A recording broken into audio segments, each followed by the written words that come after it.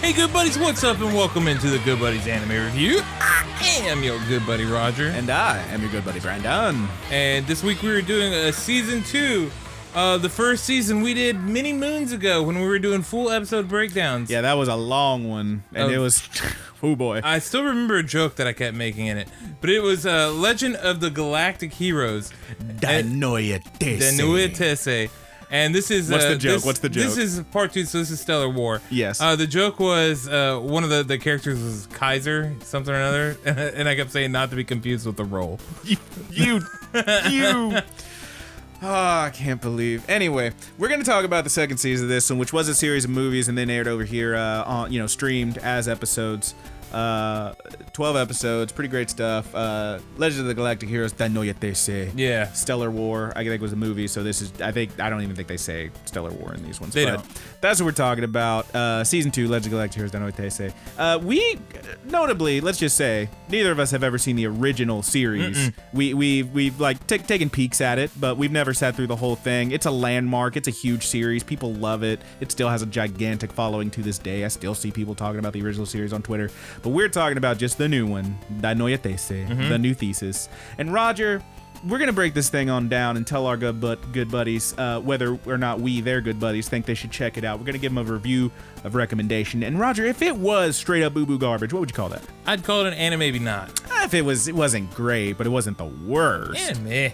It's fine. It was average. It's an anime, maybe? If it was actually pretty good, though. And most definitely. But if it was so good, Roger, if it was amazing, my guy, it would be animazing. It would be animazing.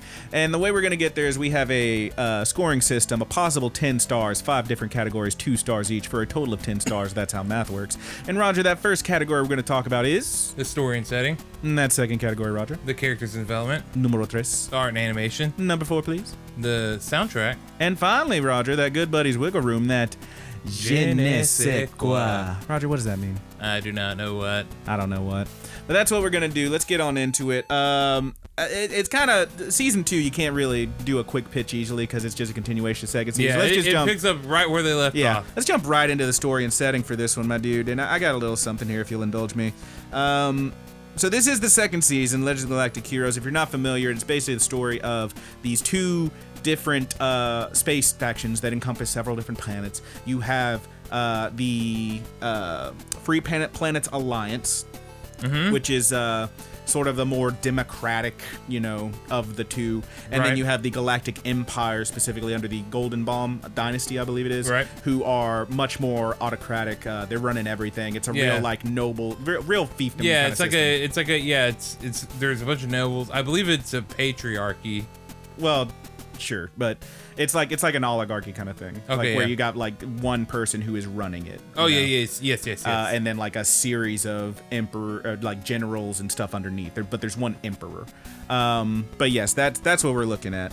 So this one, whereas season 1 introduced you to those sides, several characters within them, and the conflicts of them going at each other, season 2 takes that and turns it all internal. It's pretty much all these two sides dealing with their internal conflicts. There's sleeper agents, there's uprisings within each side, and there's a lot going on. It ends up making a very compelling story where you see this one side having this internal struggle, and the other side should be like, okay, let's get in there and hit them while they're doing their thing.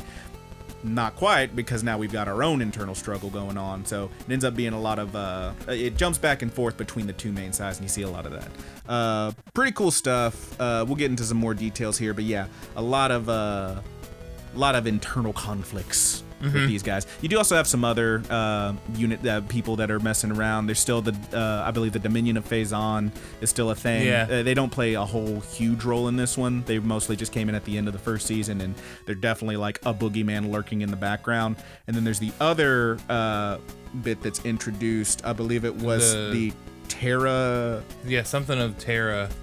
Hang on, I had it written. It's a religious group. Yeah, they're like the terrorist, not terrorist, but boy oh boy, you could draw a line. Terrorist church or something like that. So their whole thing is like wanting to get back to the original Earth where humans came from and all this stuff, which has since become a husk of a planet and borderline unlivable. Hey, global warming. All right. Yeah, rad show. But yeah, that's basically our story and set. And you got much else to say about it? Not really. You hit most of it. I mean, you're gonna see. So as the story progresses, I will say that there are gonna be some very shocking moments in here. Yeah. Like things that come out of almost seemingly nowhere. Now, this is all, if you've seen the source material, you know it's coming, but as Brandon stated, we have not. So it was wild. Yeah, and there are some real heavy moments in here. Yeah, no kidding. But yeah, it all comes together, like you said, for a very compelling story. Sure. I've been really into it. Yeah, you want to move on to character development? Yep. So, if you've seen the first season, it's pretty much the same guys. There's some more stuff, but big ones are our two biggest guys are Yang Wing Lee, Yep. who is the brilliant tactician. He continues to move up the ranks within the military of the Free Planets Alliance. He's got his adopted son who is now like with him on the ship and stuff. He's like a cadet or whatever. And he just continues to be like this brilliant and, you know, very thoughtful presence who really is trying to not only do good within the military, but like actually influence some kind of positive change. And you do, character development wise, I mean, we don't want to get too spoiler, but you do see him go through a lot of conflict, particularly over some loss and stuff.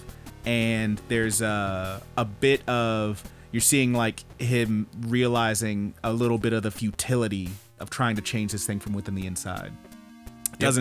Can't always work out, but I mean, it's a lot of really interesting stuff. Yeah, I love this guy. Yeah, he's a good dude. He's a good dude. He just tries his best. It's cool because there are often things that you can draw from this world into our own. You know, like oh yeah, for sure. Everything, you know, the show follows around the military, and you have Yang Wen Lee here, who is a really genuinely good dude. You know, and he's very much in the military or whatever, and he does not always agree with the stuff that he has to do. No, and yet it is his duty to do so. And the people that he serves, he does not agree with all of them. Yeah, it's a really cool, you know, like throwing it out there. It brings it more down to earth. It brings it more down to, like, I have military in my family. I believe you had military in your family as well. So it kind of pulls it back down and makes it, you know, a real grounded, realistic story. Yeah, they managed to make this story about people flying around in space and shooting each other very relatable. Yeah, it works. On the other side, our main guy is, of course, still Reinhard von Lohengrin. Lohengrin, who, despite, like, he's part of the Empire, which, you know, when we first started watching this, I was like, okay, these are the bad guys. Well, you can't really say that. Yeah, that's what's cool about this show. Yeah, is that because while you can definitely draw some parallels between the Empire and some pretty awful things that have happened here on Earth in real life, this guy, like, he's trying to influence and take, like, you know, do some kind of peace. Now, whether that means making peace or taking control of everything and enforcing peace, right? You know, that's up to his interpretation, obviously. But this is the guy who, he's like the second main character, and he's huge in this one. I will say that, like, again, without getting too spoilery, you see him in particular struggle with, like, again, some pretty devastating loss in his life. But moreover, you really start to see this, like, this guy, for the most part, has been like kind of a like pretty blonde-haired hero. Like he's doing stuff that is perhaps, you know, for his side anyway, very good. But in this one in particular, you see like some dark moments start to pop up in this guy's life. Particularly, again, without getting too spoilery, there's a huge moment where they see this terrible thing's about to happen. And they have the opportunity to, if not stop it, lessen the impact of it. And he is convinced by, who is it, Robot Eyes Oberstein. Yeah, Oberstein. To basically, hey man, if we jump in and, you know, save this thing from happening, we're heroes, sure. But if we let it happen and everyone sees it happen, well then no one's going to say boo when we retaliate full force big time. Like, we can just do whatever we want at that point, basically. Mm-hmm. Which, yeah, that's pretty dark. Yeah. And if I was gonna throw on my little conspiracy hat, kind of shades of 9/11, but yeah. remember that God, one? Yeah. Yeah, But, Oberstein, man, he's like Oberstein he's brutal, dude. You know what? I love his character. Oh, but man, is he like? I can't tell. Like, is this guy the biggest snake in the grass, or is there? There's more to it, dude. And the show lays that out really well. You know what he is? He is a snake because he's cold blooded. Ooh, I don't know that one. Ah, come on. Yeah, he's a cold man. Is my point. He is a cold mother. But yeah, I'm into it, man. There's some cool characters in this one. And how you said earlier about the like Reinhardt and whatever, and how you can pull their side into like kind of relate it to some awful people. Yeah. Even the Free Planets Alliance, you can do that with as well. Yeah. Because they have a whole lot of like where it's the whole big thing is like, hey, you got freedom here, yada yada yada. There is so much corruption. Oh yeah, a lot. And that's another thing is like they kind of show you like, so it's easy to look at the Free Planets Alliance and say good guys, but then you have all this corruption in the bureaucracy and you can't really get anything done because all of this stuff that's going on. And then you look at the other side and it's easy to say, okay, bad guys, but they are able to just do what they need to handle their business. Mm-hmm. And again, you're going to see like people who split off from that, who are like worse bad guys, maybe. And like all this stuff that's going on. It's good. It's good. It's a good show. Yep. I like it. Agreed. We can't talk about like terrible too many people. We will give you I think you said it before, relating it to Walking Dead. Don't get attached. Yeah, don't get to some of these people or places or anything. I'll just go ahead and tell you, don't get attached to almost anyone. Yeah, pretty much anyone. Not even some. Just try not to get attached if you don't have to. Just don't get attached, because it's gonna hurt. Yeah. Oh, you're gonna see some sad shit happen in this one. Oh, it's rough. It gets rough, baby. Anything else about characters and development you want to move on, remember? No, I think the only thing we should, mention here is that what we thought of the, like how well the development went. I thought it was because quite good. there are too many characters. There's a lot to go over. I think overall, it's quite good. There was a thing in like the first season where particularly like there would be a character introduced and they kind of just slam jam like a bunch of story with them into an episode or two, and I was like, it's fine. This one I think that happens less often because most of the characters are already well established. But there are a couple bits where like they really go deep on this person or that person, and it just works. I think it works fine. Yeah, it does. So for the scope of what they're going for, I think like you have to give it some credit because the scope is absolutely massive. Yeah. Like I don't know that I've seen another anime with this many freaking characters all at once. There's a lot. And that's the thing is like, again, relating this to the original series, which we have not seen, it's very long. This is the thing that like I feel like we have to talk about the original series even though we haven't seen it, because this is like basically a straight up remake. There are some like minor things here and there, but like story and setting, characters and development, for the most part, that's going to be pretty much the same. Mm-hmm. I think it's fair to say that. Where this show is really going to set itself apart is in the next couple categories with your art and animation and your music and soundtrack. Yeah, because it follows pretty closely. Yeah, we actually, so there was a couple moments, there was one in particular I was like, I want to see what that looked like in the original. I looked it up and it was like an episode earlier or later, I think. It was an episode later in the original series, which, I mean, they might have just thrown in like, a recap episode and that's where the buffer is, So again, we haven't watched the whole original series. It's long. I don't know if I'm ever gonna. I'm just going to stick with this someday. One. That is my plan for now. Someday I think I'd like to if I ever find the time, but if it had a nice if it had a dub, I'd probably check it out. But yeah. Watching it on High Dive is a nightmare. I want High Dive. Your subtitles they're lacking. But you want to move on to the art and animation, my dude? Yeah. It is absolutely beautiful. Yeah, very clean, very smooth. Yep. I can't say that there's anything to really bust that nut over, but it's just very clean and very smooth. You know what? I will say that there's something that sets it over the top. What's that? Or sets it over the top. I'm speaking crazy because I've been so tired. He's a sleepy baby. that puts it over the top to make you bust that nut over. Okay. It's them damn space battles. Space battles are sweet. And they're freaking epic, and the scale of them, like the show, is freaking massive. Yeah, yeah. And then you'll have like crazy scenes where like there's satellites and just different the ships firing at things. It is incredible, and with the really nice polish, like this one, I'm gonna be a little generous with on the art and animation because the CG and everything, just the way that the whole execution of the show is very good. Mm-hmm. It's top notch. Yeah, you do get some incredibly like epic moments and stuff in here. I'm thinking of one bit in particular that did feature some satellites being thrown at some stuff.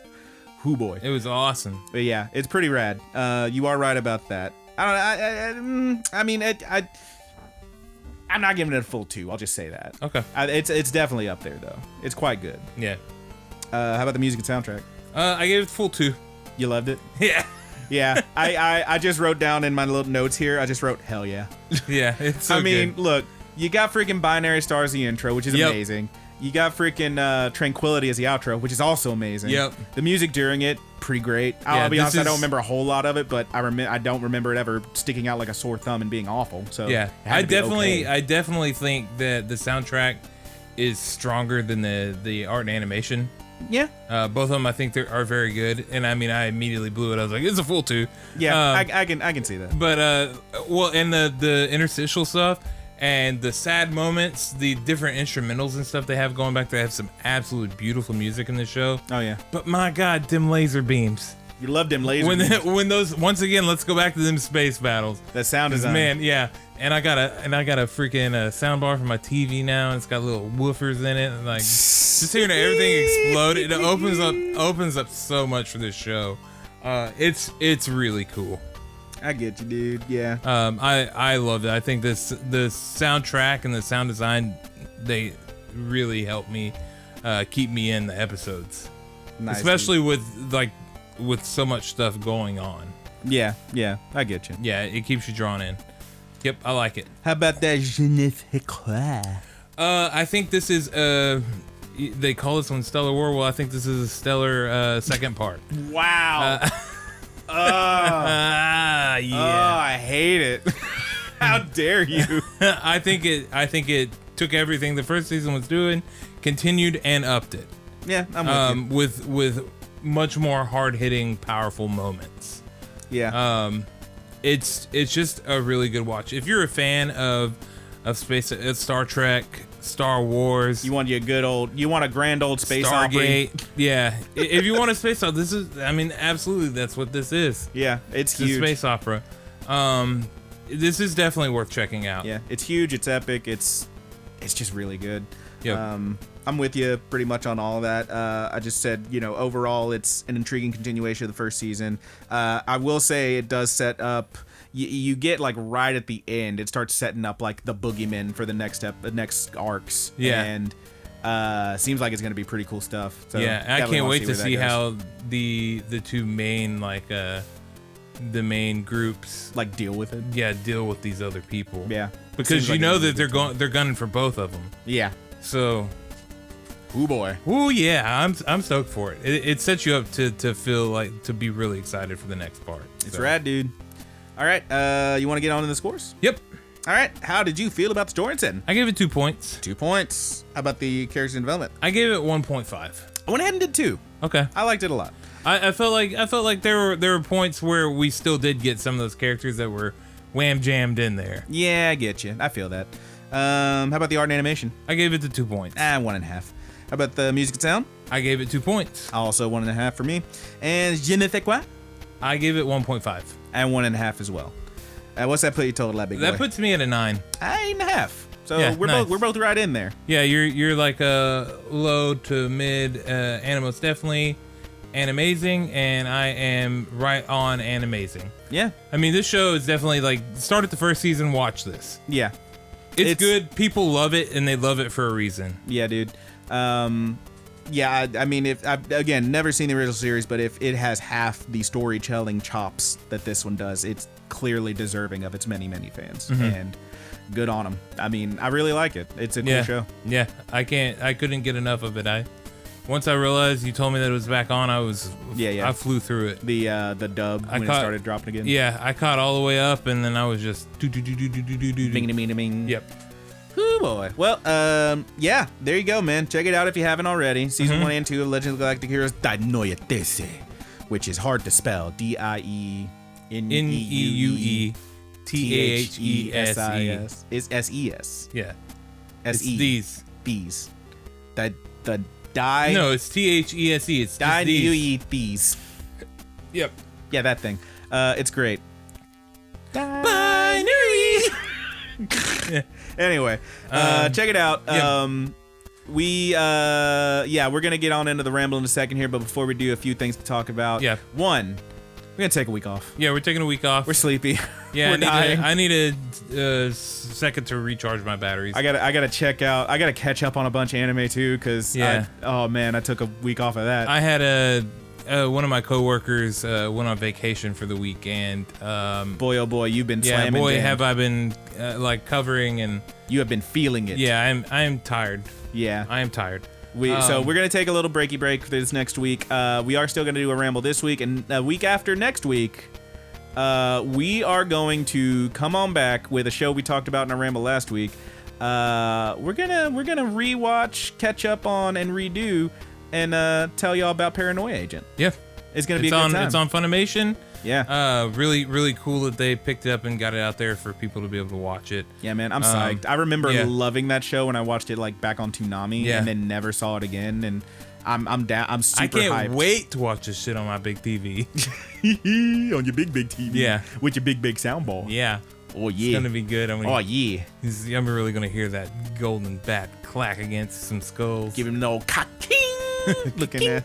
All right. That'll be a good time. So that's not next week. That'll be the week after. But yes. So we're gonna go ahead and get into the ramble. If you're listening on the podcast, obviously we're gonna go right into it on the YouTube. That'll be up in another day, unless it's the future and it's already all out. In which case, check it.